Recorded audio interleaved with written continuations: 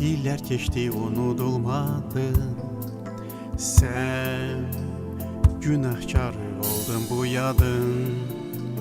İndi birden çıktın karşıma.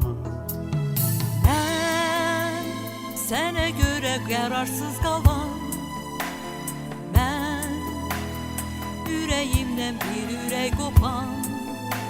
Sən bilmədin ki içim bir tufan. Necə gəldim mən bu yaşıma. Biz iki kanadı kırık göyerçin. Biz düşünmedik arzumuz olar ki. Gel bu yüreği yeniden yaşada. Bu kısmetle barışa.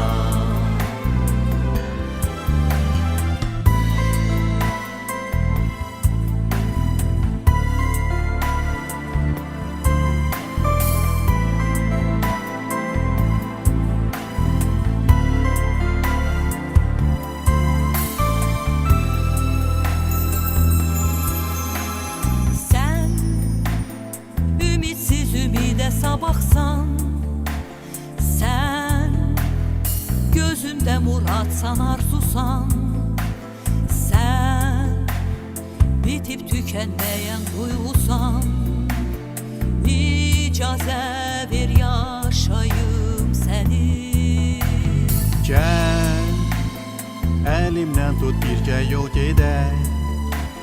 Gel yarım kalmış sevgini seçək. Geçmez ömür darıkan insan. Özümüze bir şans verək.